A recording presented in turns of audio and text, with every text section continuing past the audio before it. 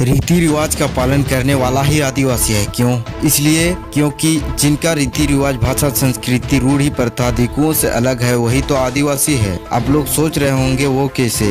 वो इसलिए, शॉर्ट में समझे, आदिवासी और दिकू का रीति रिवाज नहीं मिलता जुलता है, जमीन आसमान का फर्क है।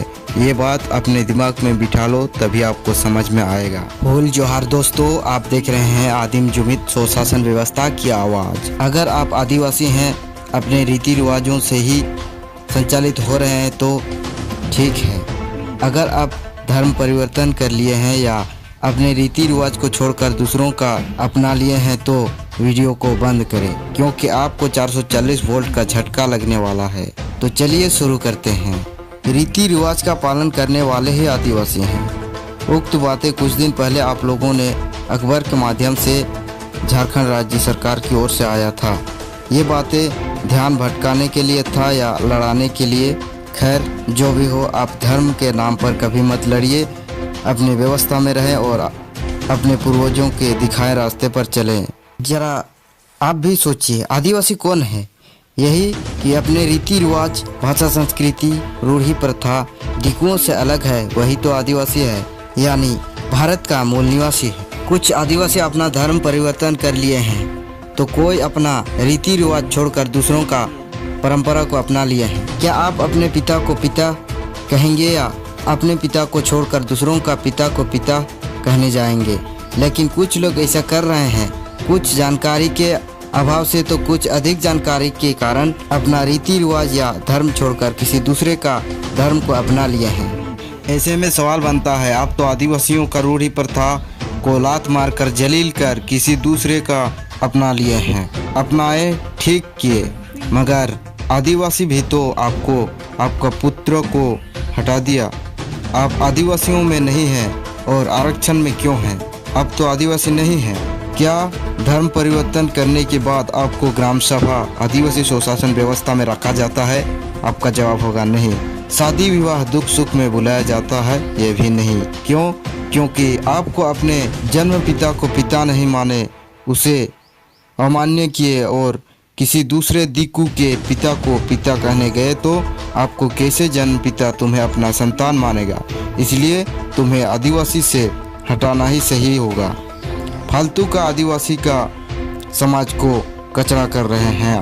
आज कुछ लोग हिंदू विचारधारा से चल रहे हैं और कुछ ईसाई विचारधारा से चल रहे हैं, बाकी बचे आदिवासी विचारधारा से चल रहे हैं। और वही लोग अपने जल जंगल जमीन बचाने के लिए लड़ाई लड़ रहे हैं और आदिवासी स्वशासन व्यवस्था की मांग कर रहे हैं। बाकी दिकू विचारधारा से चलने वाले लोग कुछ काम के नहीं हैं। उल्टा आदिवासियों पर अत्याचार होता है तो वो लोग बहुत खुश होते हैं, दिकू के साथ मिलकर जश्न मनाते हैं, झूठ मूठ का आदिवासियों के साथ रहते हैं आरक्षण के लालच पर। बाकी दिलो दिमाग सब दिकू व्यवस्था में है। जैसे सरकारी नौकरी करने वाला, पैसे आए तो अपने जाहिर थान, रूढ़ी प्रथा, बोंगा बुरू, गोट जोहार, अपना भाषा संस्कृति सारा भूल गया।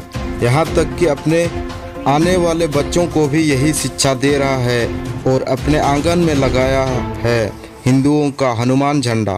तो कैसे कहें वो आदिवासी है और आदिवासियों का आरक्षण ले रहे हैं? आरक्षण को छोड़कर सभी दिकू व्यवस्था में है वो नौकरी करने वाला।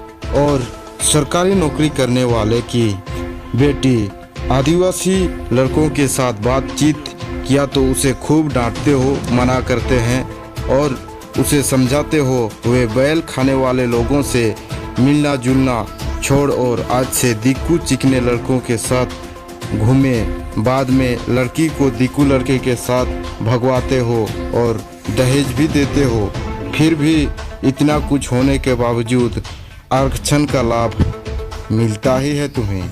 इन सभी धर्म के चक्कर में आपको नहीं पड़ना है, ये बात आप खुद सोचो। अगर सारे हिंदू या ईसाई बन जाते हैं तो आदिवासियों का जाहिर थान कौन जाएगा? प्रकृति का पूजा कौन करेगा?